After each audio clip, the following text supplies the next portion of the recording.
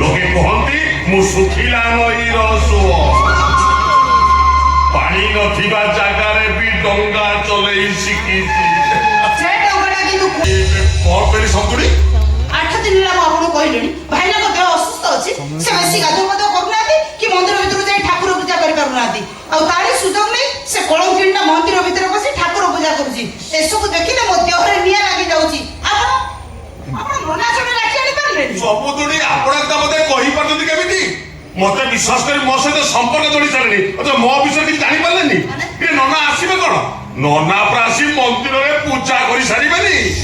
ଏଇଠି ସବୁଦିନ ଯାଇତାଇ ନନା ନୁହନ୍ତି, ବଡ ଦେଉଳର ବଡ ଠାକୁରଙ୍କର ଅରିଜିନାଲ ସେବାୟତ, ଯିଏ ଡାକିଲେ ଠାକୁରେ ଓ ବୋଲି କରନ୍ତି।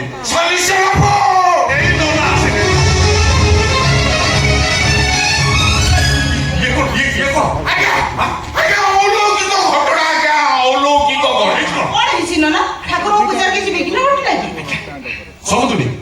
ସମୁଦ୍ର ତ ଆଜ୍ଞା ଆମ ନିଜ ଲୋକ କହିବେ କଣ ଆଜ୍ଞା, ମୋ ଦେହ କଣ ହେଇଯାଉଛି ଆଜ୍ଞା, ମୋ ଜୀବନ ଜାଣିକି ଧନ୍ୟ ହେଇଗଲା ଆଜ୍ଞା, ମୋ ଜୀବନ ଜାଣିକି ଧନ୍ୟ ହେଇଗଲା ଆଜ୍ଞା।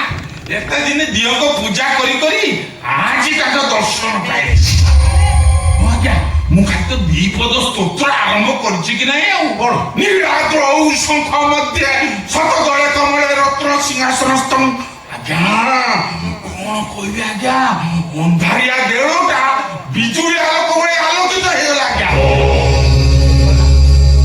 ଆଲୋକ ଆସୁଛି ଚାରିଆଡକୁ ଚାହିଁ ଚାହିଁ ଦେଖିଲା ବେଳକୁ ଶେଷରେ ଦେଖିଲି ଜଗନ୍ନାଥଙ୍କ ନାଭି କବଳରେ ଯୋଉ ଶାଳଗ୍ରାମ ପତରଟି ଥୁଆ ହେଇଛି ସେଇଠୁ ଏ ଦିବ୍ୟ ଜ୍ୟୋତି ପ୍ରକଟିତ ହେଉଛି।